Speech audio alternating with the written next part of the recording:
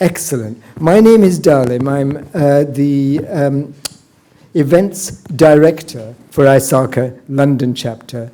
And just to repeat, this is an ISACA London chapter event kindly hosted by Protiviti, and I should underline that the normal Protiviti venue has been at the Shard, and we enjoyed a wonderful event there last time, but unfortunately that space is not available for this one. But we know a space that is. It's right here. So thank you very much for coming here. We have a great lineup of speakers and also a great lineup of topics. But before any of that, I need to tell you some house rules about here. There's a little, I always say a little green man, there's a little white person on a green background and a downward pointing arrow over there. There's another one of those near the lifts where you came up. In the case of any alarm bells ringing, please head out either this way and down into the street or that way back to the lifts. Find the little sign there and go down into the street that way. There are no alarms scheduled for this evening, so please make use of that if the alarm sounds. You'll soon spot it because I'll be the one who's zapped off immediately, so just follow me. No, but we'll do it quite calmly, of course. The other thing is, if you do need to step out to use the facilities or whatever, they're in exactly the same directions. There are toilets around the corner there, and there are toilets over there opposite reception. Feel free to go if you need to, and try not to disturb too many people in your row as you go. If you need to leave early, that's fine too.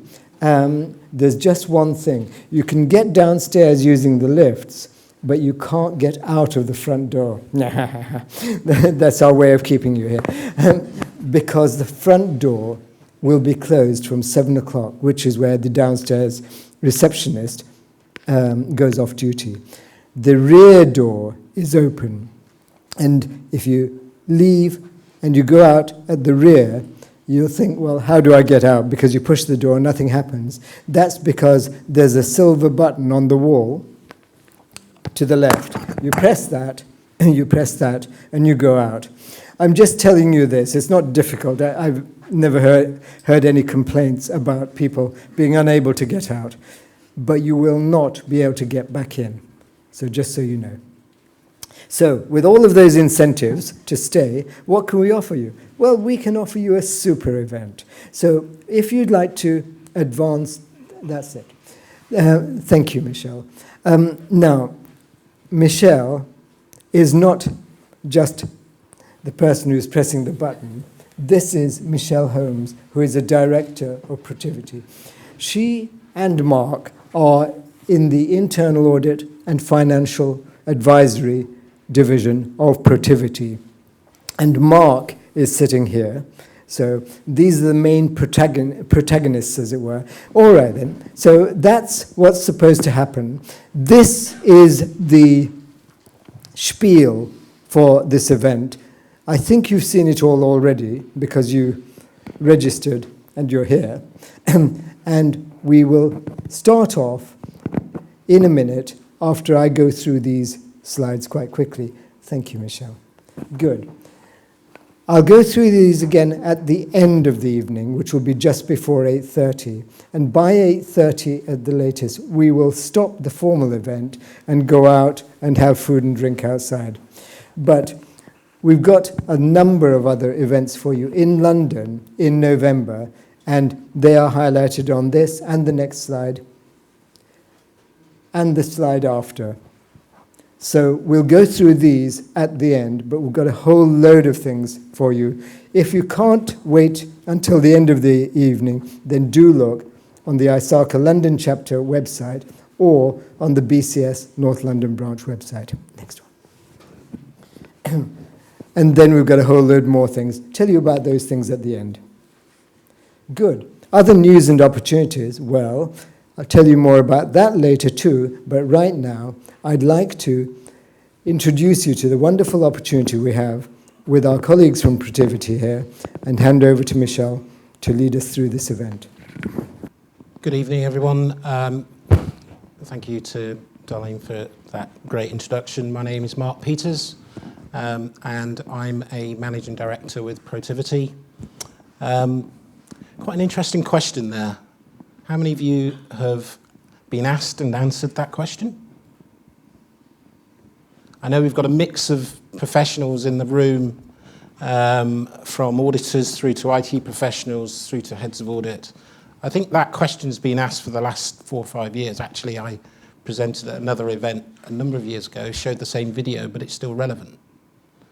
The topic that we're going to talk a little bit about, but perhaps invite some interactive discussion, is on NextGen Assurance. But what is NextGen Assurance? What is Assurance 2025, I think, was the original topic we were given. Well, how can you talk about assurance in 6, 7 years? Well, actually, things are changing so rapidly over the next 12 months, over the next 18 months. As we engage with a number of boards, audit committees, senior executives, there are a number of challenges that they talk about that are facing their organisations that are leading to a bit of a perfect storm in relation to all the shuns, really: globalisation, regulation, digitisation, cyber threats, and evolving business models in order to adapt to the incredible pace of change that their organisations are facing. One of those, innovation and technology, digitisation, is the one that we're going to talk in more depth about today. And actually, every time I go to an audit committee and present results or attend the audit committee, cyber and digitisation are the 2 key areas that come up. I've actually been told that I don't have that much time to speak. So what we're going to do, which you might be pleased about, but actually, having spoken on this topic many times, we've actually brought the team, our digital team, that are working pragmatically with a number of clients to help them think through what assurance needs to look like going forward.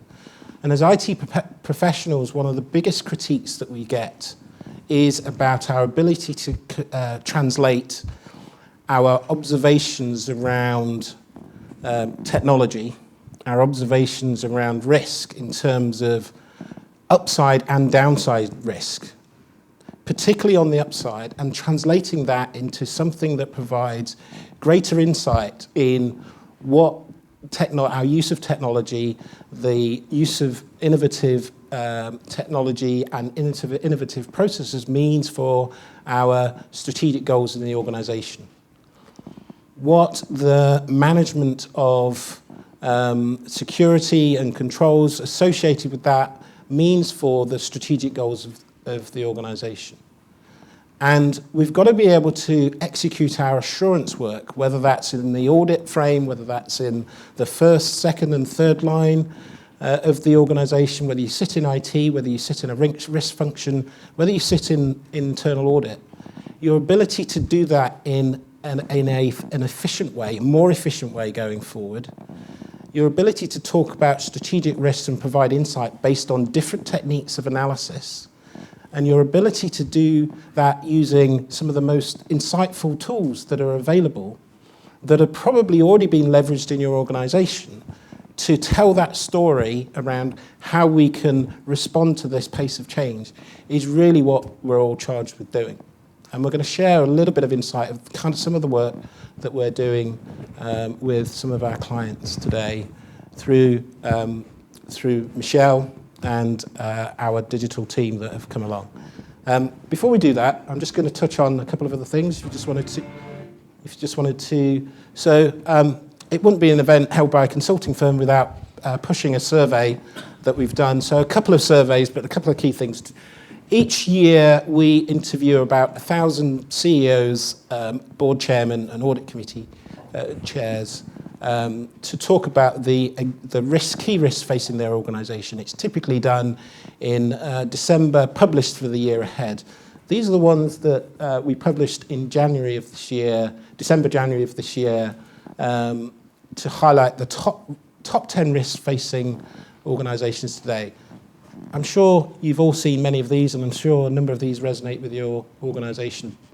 organisations. But cyber's been a hot topic for the last 3-4 years, as I'm sure we're all aware. But from a business risk perspective, it's quite interesting to see that the top two are relating to change, driven by regulatory, driven by global business models, driven by the need to evolve to compete, and the disruptive impact that innovative and new technologies might have on your business, on your industry, in relation to your competitors. So that's the board CEO's business perspective on those key challenges. When we ask the same question of the IT organizations, the CIOs and their reporting lines, just on the next slide, they talked about the top 10 challenges facing the IT organization. As a consequence of that, what does that mean for assurance? So nothing really earth-shattering here, but these are in some order of priority. On the right, you can see the ones that were listed. IT security, no surprise there.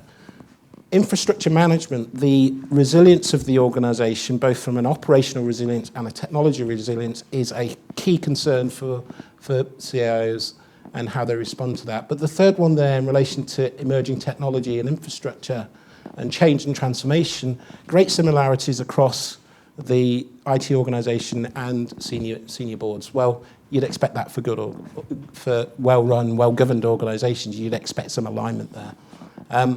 But the position on the right is telling us that all these issues are interconnected.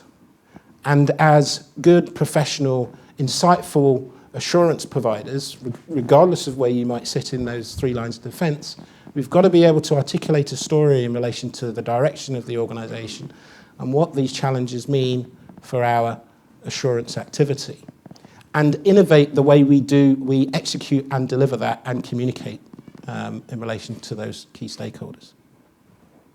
So what we propose to do is talk you through some of those techniques and the way in which we're working with a number of organizations, to heads of audit, heads of assurance, to adjust their approach through what we call our NextGen Assurance approach and model. And I'll stop there and hand over to Michelle. Right, as everybody heard, my name is Michelle Holmes. I'm a director with Protiviti. I've been with the firm about 2 years now. Prior to that, I spent about 15 years in New York working at a different consulting firm, still providing assurance support.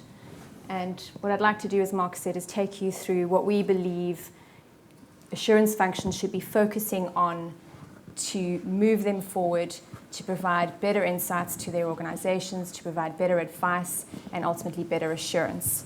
And I think the three essential objectives of why we think this is relevant and why you should be focusing on this is improving assurance and focusing on the key risks. Right? So that's what we are hearing from our clients. We want the audit committee chairs and the CEOs and the other C-suite are asking assurance functions to give them assurance around the key risks that they are facing. So as Mark mentioned, those risks have remained fairly consistent over the years, the last number of years, and they still expect you to provide better assurance over those risks. The second thing is to be more effective and efficient. As your businesses are challenged to be more effective and efficient, whether it's to compete with the innovators or just to drive costs down, so the bottom line, in the same way, assurance functions should be challenged to be effective and more effective and more efficient. And then the last objective, why we believe you should be thinking about improving your assurance function, is around providing better insights. So I'll talk a little bit about some of these aspects, but the one thing that we can no longer do is provide a static point-in-time point of view of a process or a system or a control a year from implementation. And I know that's not what many of us are doing today. Most functions are already much further on the continuum of providing better, real-time, timely insights. But the ask is do more. Do it faster, do it better, do it more often. And that's really what we're going to spend some time talking about, some tools and techniques that you could use to do that. So I will ask, we've planned something fairly interactive. It will be most interesting if you do participate and ask questions. So we propose to show some videos, show demonstrations of building some robots, showing you some other technologies live. And really the benefit is ask as many questions as you want. Obviously, if we can't answer it, we will say so, but we'll endeavor to show you as much of what these technologies can do to help you in your assurance roles. Just by show of hands, how many people are in the third line of defense? Okay, second line? And the remainder, I presume, IT professionals. Great, so we have a great mix. That's good, about a third of each. So what I'd like to do now is just focus briefly on some of these aspects. So I don't propose to speak through all of what's on the model. But as Mark said, one of the key challenges that the technology functions face, or CIOs talk about and have told us, is retaining and finding good talent to be able to help them innovate, to be able to help them embrace the change. And that's no different for an assurance function. You really, at this point in time, are moving away from a traditional audit approach, and just being a good auditor is no longer enough. We really need to be focusing on finding or developing talent around these new technologies, around these new approaches. Data analytics, it's been mentioned. I think we had a session in February. It's been a topic talked about for about 20 years. For as long as I've been practicing, we've been talking about trying to deploy data analytics. I think we're starting to see much better traction around that, but that again drives a different skill set. So one of the clients I spoke to earlier this year, one of the big banks, the head of their technology audit function said, I no longer want to employ audit professionals. I've deployed them differently. I'm basically only wanting to employ data scientists, which was a little radical for the audit professional in the room. But that's exactly what we need to be thinking about. We need to either be upskilling ourselves, or we're going to be looking at finding resources of a different complement. The next thing I want to highlight is this concept of aligned assurance. The same head of audit, another interesting concept he threw out at me was, his vision was in 15 years there'd be 2.5 lines of defense. And that got me thinking, that's right. We really should be blurring within the regulatory confines the lines of defense. We should be working better together, second and third line, to provide assurance to the C-suite, to our stakeholders. And really what this talks about is how you can do that and effectively work across the lines of defense, and leverage each other's work, or leverage each other's tools, outputs, etc. And we'll show you some of the tooling that we think that will help do that. The third thing that I'd like to highlight is reporting. One of the key topics that Mark and I are constantly asked by the chair of the audit committee or heads of audit is, how do I improve my reporting? There is an expectation that what we are reporting on is more insightful, is more dynamic, is more real-time, and is, as I said, not just a point-in-time reflection of what they already know. If we were coming in and doing an audit 6 months post something, they probably already have a sense of where an issue is. What they need is to be told where's an issue before they've even thought about it. So how can we enhance what we do from an assurance perspective such that our reporting is telling them, you should be thinking about this risk that you haven't even contemplated yet. And that's really what we're trying to get to. The next thing is around continuous monitoring. A number of the audit functions we've been working with this year have embarked on a really what they call audit transformation journey. So they get this. They want to be able to reduce the number of point-in-time audits on a 3-year cycle, which we're all familiar with, and be in a position to real-time provide assurance. And continuous monitoring is one of the tools that we can use to do that. And again, process mining, which is one of the last technology we want to spend a bit of time on, we really think is the transformative technology to do that. And we'll show you a little bit of how we think, well, how we've already seen it's being used by our clients, so where we've been helping clients deploy and implement that, and the results that they're already getting. So that brings me to the last section around RPA and process mining, which will be the two technologies we'll focus on for the remainder of the session. But to sum up, really, NextGen Assurance, you have to think about it all, right? So there's first the governance of the function, so the structure of the function, the skill set within the function, and that interaction between the 3 lines of defense. And then your methodology. Is your methodology enabling you to be agile, to be, to provide real-time insights, and to be dynamic? And that is where a lot of functions we see this year have been focusing their attention and their efforts, is to redefine their methodologies. So really moving from, as we say, traditional auditing to more of this next-gen view. And then the last thing is, how much can you deploy any of these enabling technologies? Now, we're not going to talk about advanced analytics tonight, but that is obviously the interplay between process mining, RPA and advanced analytics, I think, is where a lot of functions are starting. I think that's where you can get the most traction early on. I think some of the industries, insurance specifically, are a little further along with machine learning and artificial intelligence, but that's not far off the horizon. And as Mark said, talking about assurance 2025, actually it's probably assurance 2019, right? By next year, probably going to be standing here talking about, have you started implementing machine learning around the following topics? Are you considering AI around the following topics? And so really the general consensus is we need to all be focusing on all of these elements in varying degrees depending on your organization size and what your company is focusing on now. All right, any questions before we move on? Great. I'm going to ask Harrison Jardine to join me up here. So we'll go straight in then. As I said, we want to spend the next 20, 30 minutes talking about the two technologies. So first we're going to cover RPA and what that is and how it's used, and show you some use cases of how we've been working with clients to deploy it. And then the last segment will cover process mining. Hi everyone, thanks for the introduction. My name's Harrison Jardine. I'm the lead developer for RPA here at Protiviti. And what I want to talk through is what RPA is, how you can implement it, and how it can drive not just cost efficiencies, but there's other benefits to it as well.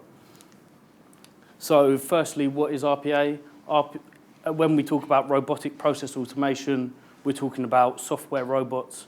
Unfortunately, these aren't robots that are going to make you coffee and tea. They're not going to open the door for you. These are implemented on your systems. The difference with RPA is it's non-invasive, so this is interacting directly with the user interface. It's copying exactly what a human does, so it's eyes on screen, fingers on keyboard, and the idea here is that it's fast to implement, it's non-invasive, and you can get extremely high benefits in a short space of time. So what are the benefits of RPA? Michelle alluded earlier to the increase in the bottom line through cost reduction, and that is, of course, a great benefit. And when we start off on the RPA journey, that's normally the one that we measure in order to get the business case together. But once you've established your RPA journey and you've started to look at other processes, what we actually see are drivers in higher quality. So you're reducing human error, you're reducing the amount of touch points along with your employees. Productivity increase. So a robot doesn't take sick leave, it doesn't get headaches, it doesn't have time off for any reasons. It works 24 hours a day, 365 days a week. And the best thing about it is the main issue we find with robot productivity is actually you can't give it enough work. So it's not about it's not about how many can I deploy, it's about how can I leverage my existing RPA implementation to get the most benefit. We then move on to ease of implementation. So this is, as I was saying before, we've gone, so on a recent project, we've actually gone from design and the first phase through to producing the robots and demonstrating this to the board within 6 weeks.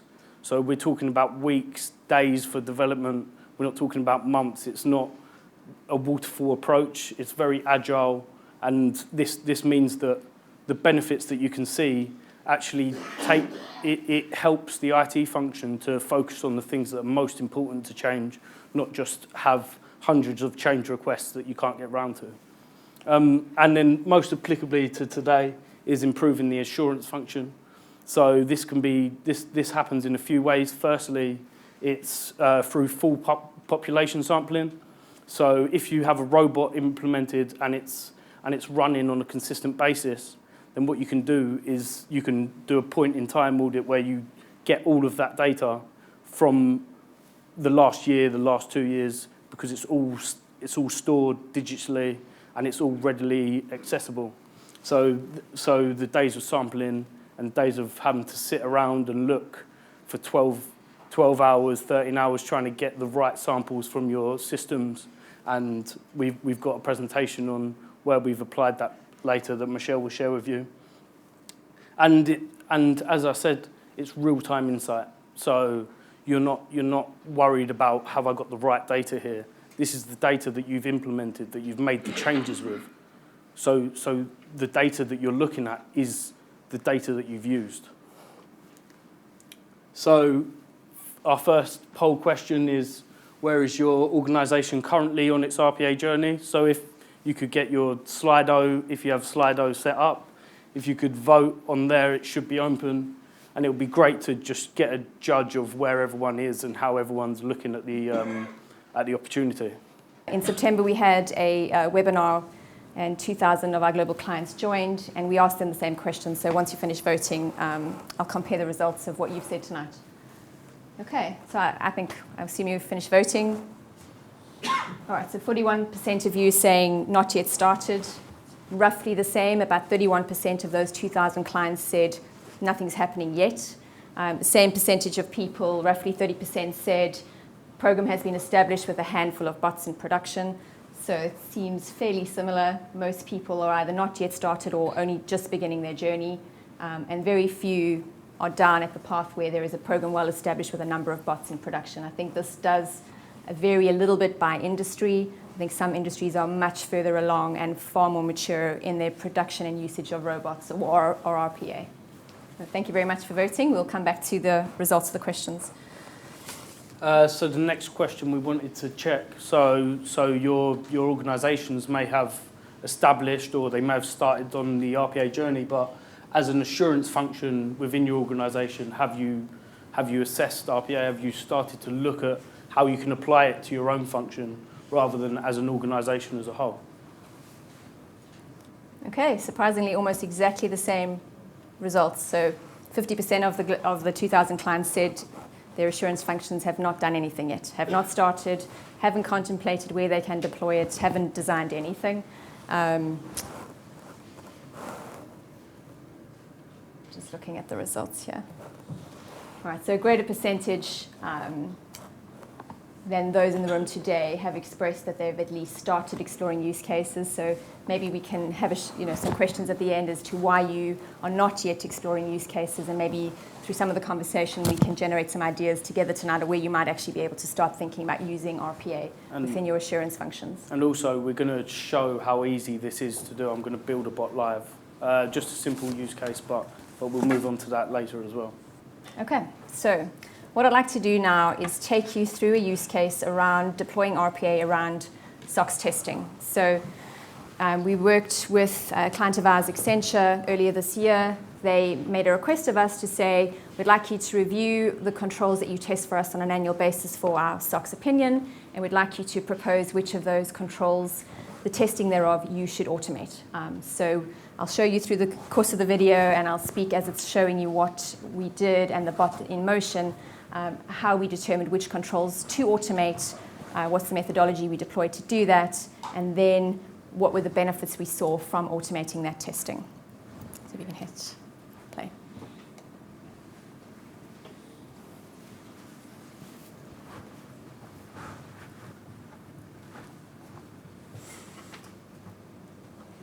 Okay. All right, so the first thing that we did, as I said, we went through the entire library of SOX controls. So every control, we assessed it for how easy would it be to automate, what's the value of automating it, how much time do we think we would save from automating it. And after doing that, we assessed and then we categorized those controls. So we came up with a ranking, a scoring methodology. And after doing that, we went through the full library of controls with the head of the audit function and said, all right, we propose that we start with X number of controls, and I'll take you through that. Then we met with the business, the IT function, and validated our understanding before designing the business requirements to develop the robot. And in the end, what we decided to do was to automate change management testing. So for those in the third line of defense, every cycle, you might select a number of change tickets, get all the artifacts around the user acceptance testing or the IT testing, as well as the approvals before those changes are then deployed into production. And what we did is built the robot that would then identify the population of changes, then log on to the SAP Charms system and actually extract all of the artifacts using the unique identifier of the change ticket. So everything would be automatically extracted, downloaded, and saved. And then also to populate the testing sheet. So we had defined what attributes we were testing, and the robot would then go ahead and populate the testing sheets. So that's the flow that we were looking at. And I will say, we still believe, and this goes against, are robots going to replace humans? No, we don't think so. We think you still need to have some element of manual review of the results, even if it is a robot, at least in the initial implementation of a robot. So as you can see here, the software is now extracting the number of changes, further release, and is then going to go to SAP Charm and start extracting all the artifacts. So it is, as you can see, moving faster than the robot actually moves. The robot takes about 4 minutes, but we don't want to make you sit here and watch 4 minutes of the video. So we've sped up the recording. But what it's doing is extracting all of the artifacts out of Charm, and then it's going to save it down, as I said, in a folder by unique identifier. It also has the ability, we designed it with the ability to review emails, so it's extracting the approval information from emails and saving down the names of the approvers from the email, and it will populate that in the testing sheet. So you'll see there, it's looking for the information that we've defined already, how you would, what's the company's process around who approves, what they need to approve, where they store their approval, and it's doing that, and now it's populating the test sheet. And at the end of the day, you will have a full set of all changes you define for a period. So you can either say all changes, or you can define it for a period, and the robot will populate the test sheet with all of the artifacts and draw a preliminary conclusion on whether the change was appropriately tested and approved in accordance with the policy. And then we still believe, as I said, you need to conduct a level of review on those results.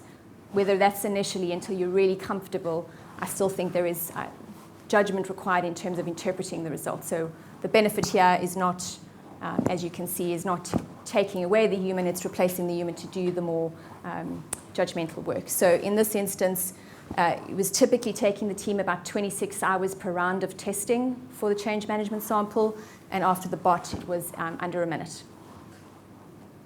So pretty compelling evidence that deploying a fairly simple piece of logic saved a significant amount of time and allowed the auditor to spend the time assessing the results and expanding the sample. So, the first thing we did, obviously, reducing any human error, so the bot doesn't get tired, as Harrison said. So the risk of making a mistake in the testing significantly reduced. The testing cycle, obviously, the time significantly reduced. If you think, as an audit professional, I make a request, I wait 2 days, I get some of the documents, I make another request, or I wait for my access to be granted, et cetera, et cetera. This happens automatically, and you could set it to be doing it continuously. So reducing the testing time, and for me, from an assurance perspective, full coverage. So if I design the bot and I define it's the full population of changes, I'm going to get assurance over the full population of changes. So if we come back to, can I go back to my CAE and the CIO and other interested parties and say, you can be confident around X program implementation that all changes were appropriately tested and authorized prior to implementation in production, I can categorically say yes, because I've tested the whole population and I can tell you what the error rate is, and that's given me more time to investigate. If the software has identified issues, I've spent the time investigating the root cause of those issues and validating them, rather than a ton of time chasing paper and trying to make sure I cover a sample. All right, one more, just for fun. So the next question, we just want to understand, so if you have started making this progress, which has been your primary focus area for automation? Where did it start? Where was it born out of? This is just to understand every organisation. It has a catalyst from somewhere. Some part of the organisation has brought this forward and allowed it to grow. So it's just to get an insight into where that's come from within your organisation. So if you don't mind, if you voted other, I'd just like to understand whereabouts, and if anyone doesn't mind sharing with us.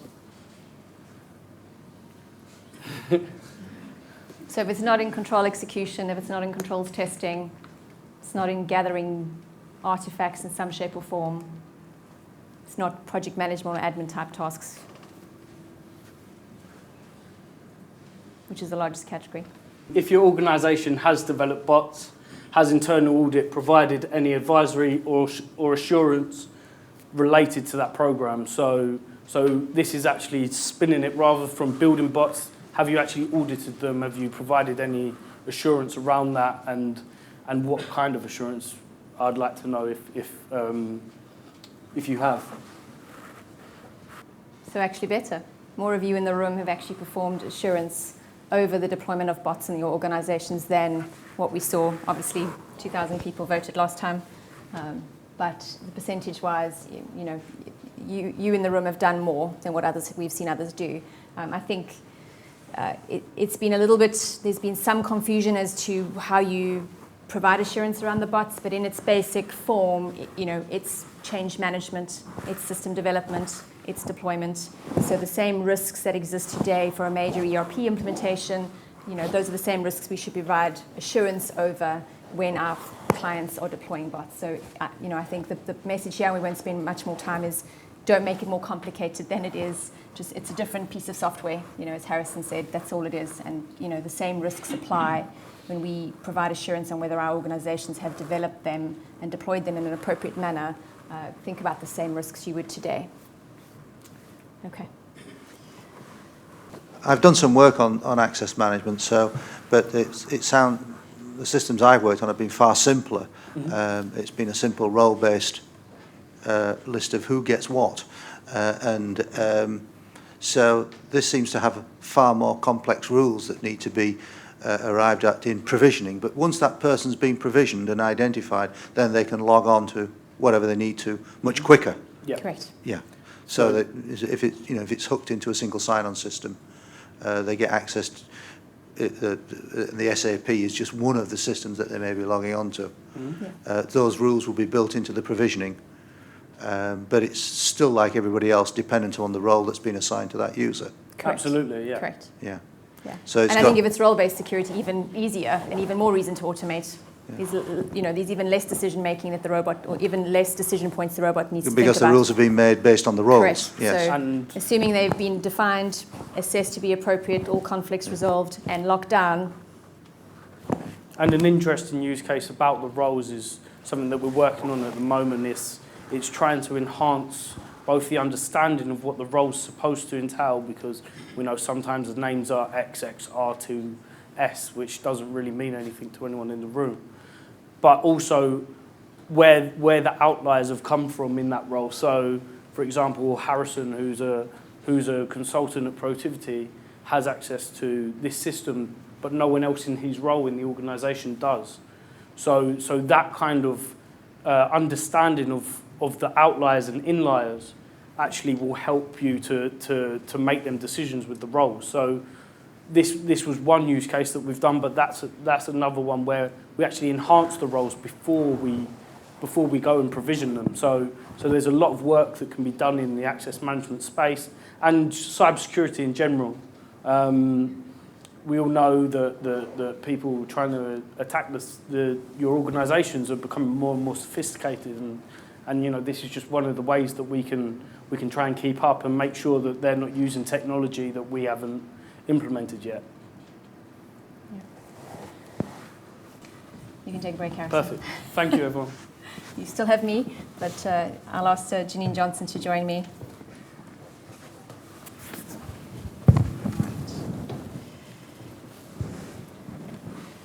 So as I mentioned in the introduction, the two technologies we wanted to focus on was robotic process automation, and the second one is process mining. So this will be much shorter in terms of content, and what we really want to do is as quickly as possible get into the tool. So there are a number of them. We're going to show you Celonis is the tool we're going to demo tonight, and really what you want to see is what will drive what we'll show you. So we'll show you the basic layout of the tool and what you need to run the tool. And then really, if you could just jump in with your questions, can it show me this, can it show me that? We'll either say yes it can and we'll show you, or we'll say we don't know, and we can always take email addresses and come back to you. Hello everyone, Janine Johnson, manager at Protiviti.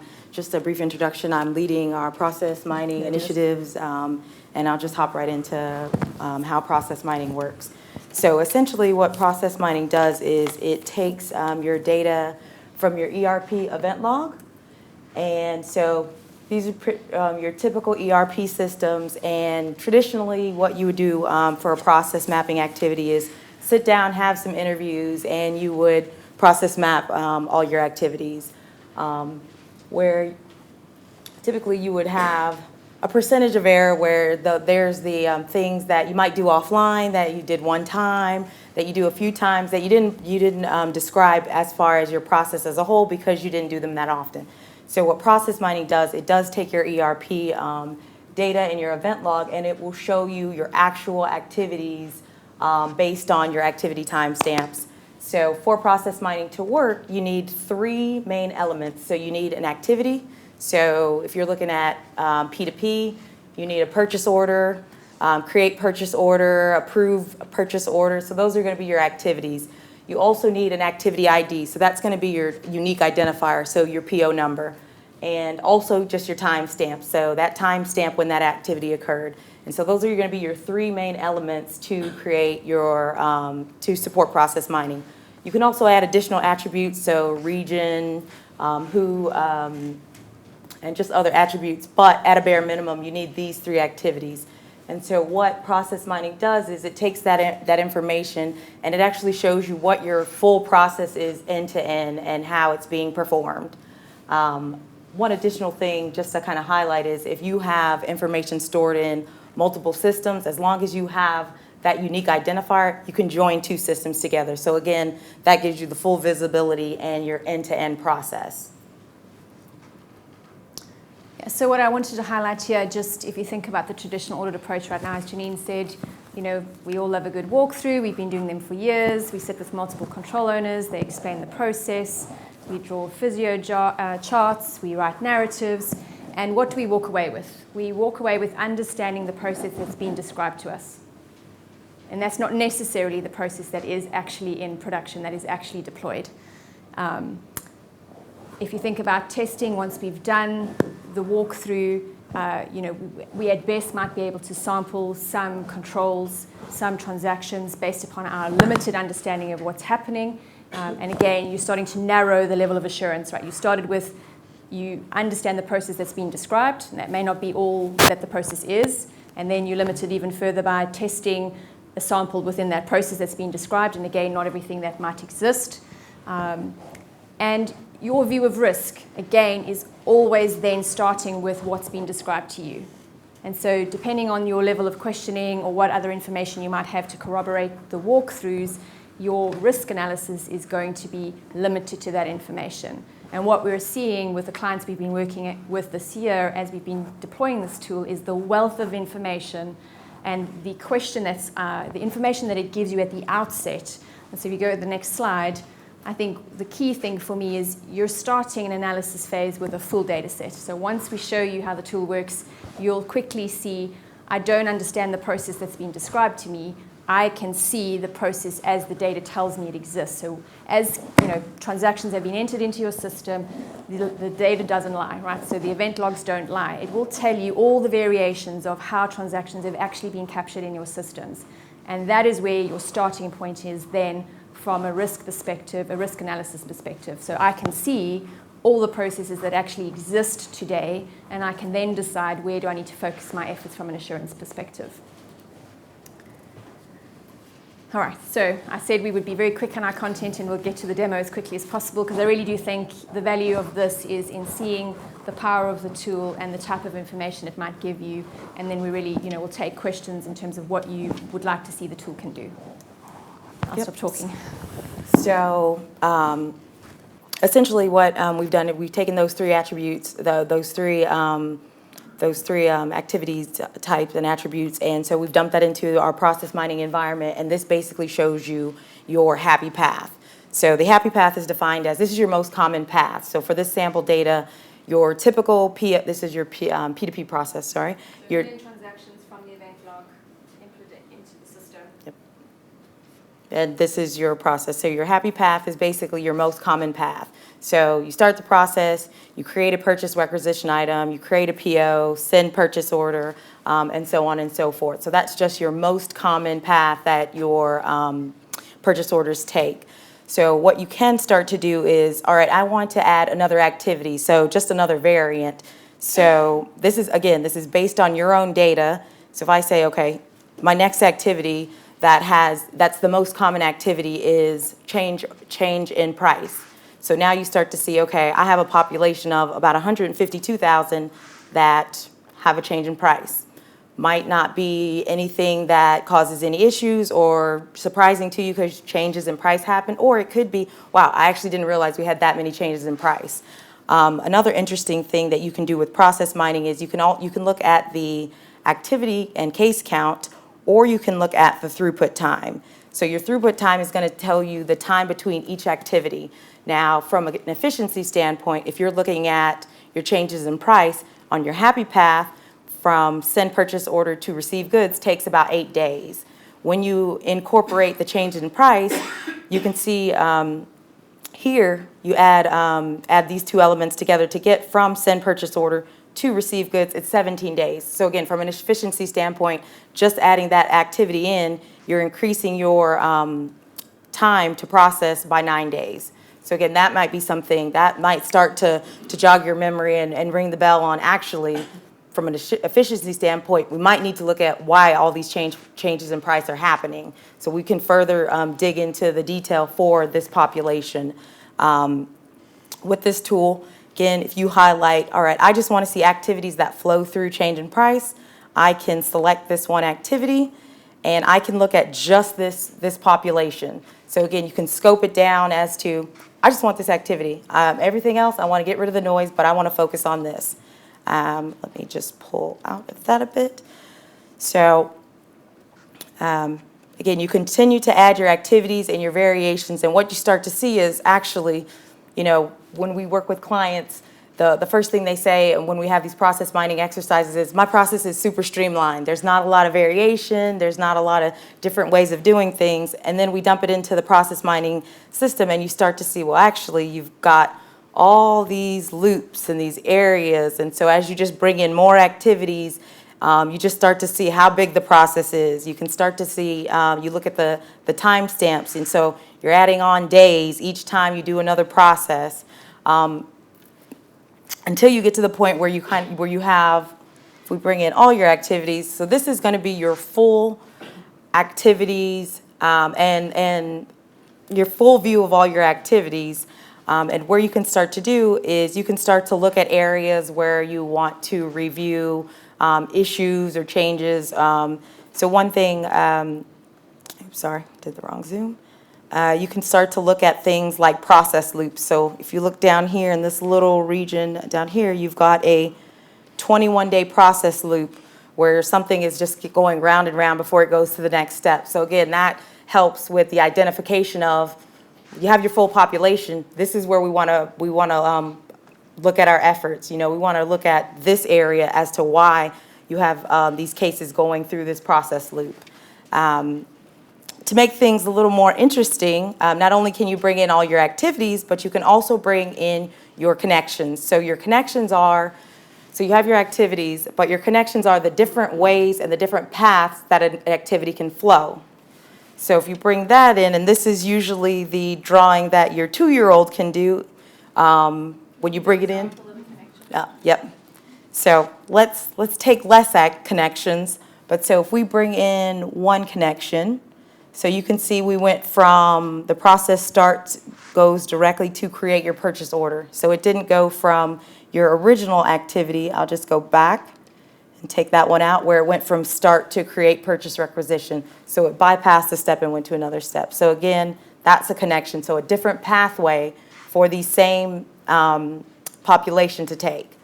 An audit perspective or assurance perspective, those might be the areas of risk. Why, in this instance, are we allowed to go straight from starting the process to creating a purchase order rather than going through the requisition process? If the requisition process is defined as required within your business process, then it should be in place for every single purchase order. But in this instance, this is telling you that's not the case. So we would have had our walkthrough. They would have told us you can never have a purchase order without having a requisition. We would have flowcharted it, and yay!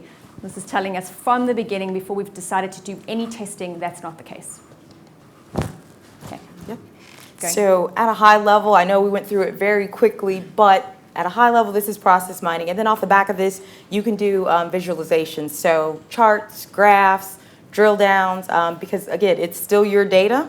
But it's just I think the greatest value is you get to see the full picture and an end-to-end of what your process is.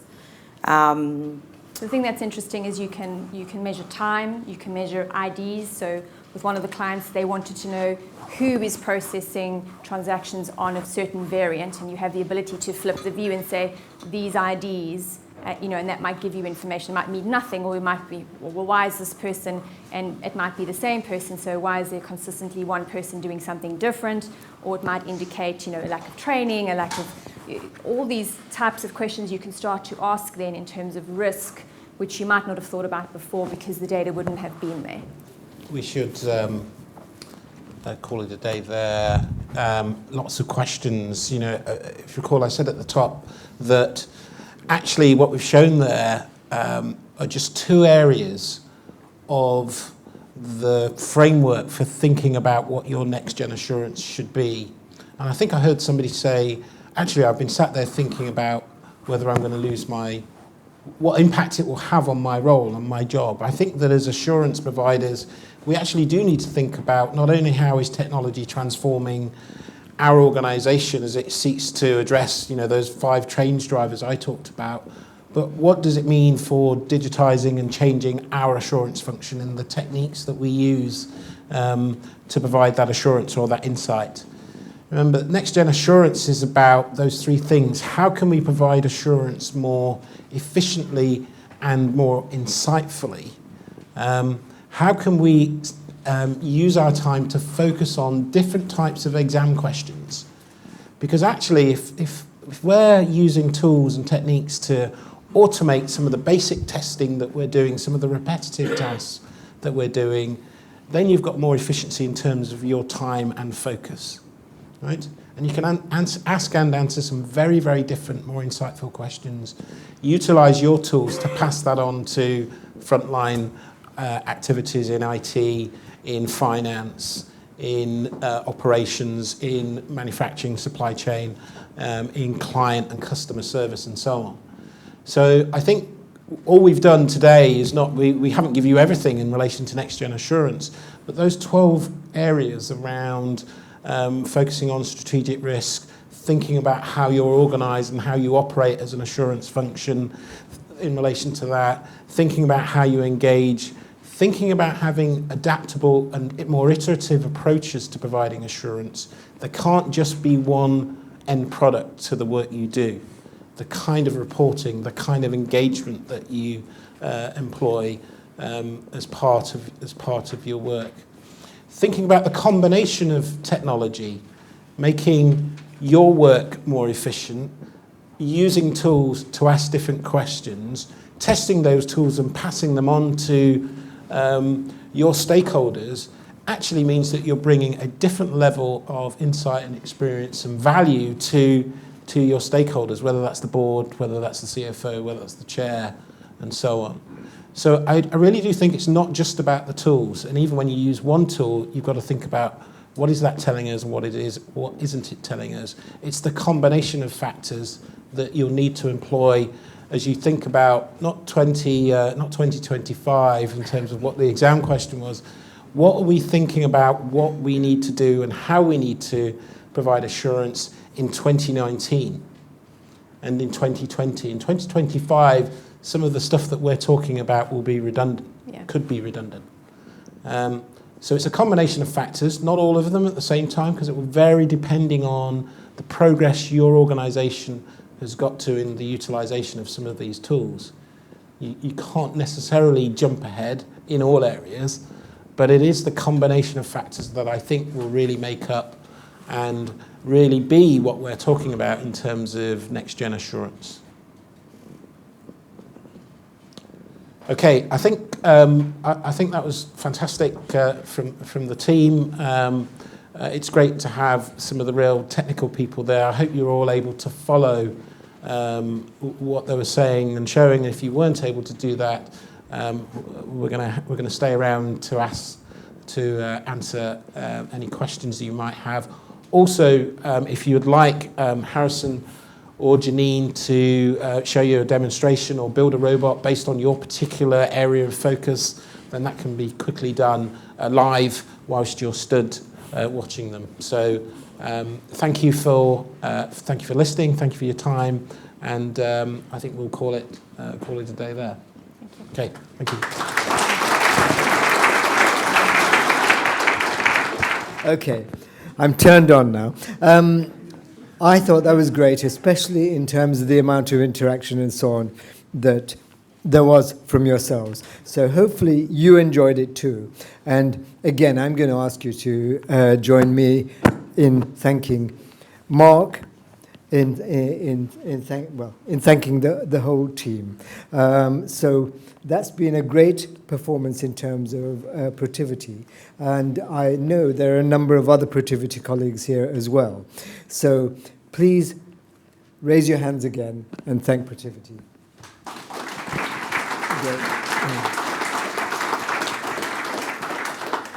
Thank you. Now, there's a few other things that I need to just tell you for 5 minutes before we close off, and that is the other events which we've got in London in November. The first of those is the North London branch event on the 7th of November. I think one or two of you have signed up for this already, because the main part isn't the AGM, but the other part of it, which is Your Shout, where we invite audience members to give a 5-minute presentation about an IT-related topic. Has anyone signed up for that already? Yep, 2, yep, okay, fine. Well, we've got a total of about 8 people so far, but we can take probably 3 or 4 more. So if you'd like to present for 5 minutes, then let me know and we'll put you into the frame. Then there's another one on the 14th, which is the CIO, or CTO as he styles himself, of Intel, coming to talk about some of the things that Intel have got in their pipeline coming up right now and for the future, and how it's applied in industry. Other London events as well. We've got something really good in terms of our academic relations stream, and I hope we'll see lots of students there at Barclays in Canary Wharf, because that's on the 13th, the day before the event I described to you a moment ago. And this is called Effective Risks and Security Management in the Cloud. So if you tend to spend your life in the cloud, you must come to this. If you don't, then do come and let's learn some more about that topic. Other things as well in November and spreading into December. Our next ISACA London chapter main event is going to be at KPMG, and the director responsible for that is here with us today. But that's going to be a really good event at KPMG, again in Canary Wharf. And the topic there, like we had the topic of assurance today, is going to be governance. And I set them the challenge as well. Boring. Governance 2025. What's coming up? Let's see what they come up with in terms of governance in times of risk transformation. That's their title, and certainly there's a lot of things happening on that front as well. The time after that, we move on to security, and in this instance, we're going to have something on cybersecurity by a great cybersecurity expert and speaker called Richard Hollis. That's going to be back here again in December, on December the 12th, virtually the last thing we will do before Christmas, and that's on the topic of cybersecurity. So hope to see you at all of those. And then, of course, we've got other things in our pipeline as well. They are in January at Grant Thornton, topic security. February at EY, I'm not sure where. It might be at More London or it might be at Canary Wharf, and the topic is compliance. And then March, PwC, risk management. All of those should be really good. And of course, you can see recordings as well as presentations from a lot of those on the ISACA London website. So what else is there? Other news and opportunities. Well, I'll tell you about one or two. I've entitled it this because it has to be, with today being October the 31st. Spooky Halloween, 10:30, 1640, treasure, trick or treat. What on earth is that about? Well, I guess some of you know my sense of humor. So this actually refers to the fact that as at today, we have clocked up we've clocked up 10 events for ISACA London chapter with roundabouts 30 speakers. And so you can find a real treasure trove of information on the ISACA London chapter website. But that is supplemented by our partner organisation, BCS North London branch. I've just written the chairman's letter for that, and I was astonished to find that NLB has run 16 events during the past 12 months with over 40 presenters. So how about that? 10, 16 equals 26, each one 2 CPEs. Who's here for CPEs? Wonderful. Well, you should be CPE'd out by that. But not only that, there really is a treasure trove. In the case of NLB, they're on the NLB website, past events. And they are accompanied by the publicity, presentations, speaker profiles, and video where available. So do go and have a look. You'll find lots of useful things of interest. Well, the NLB one goes back to 2000, but I was amazed at how many things from 2000 are still applicable now. But I won't shock you with any figures about that. I know you've got lots of great ideas coming up as well, and I look forward to sharing thoughts about some of those with you. Come and share with the presenters now and ask them more questions, and especially if you take them outside, feed them and give them drink, and enjoy the rest of the evening. Thank you.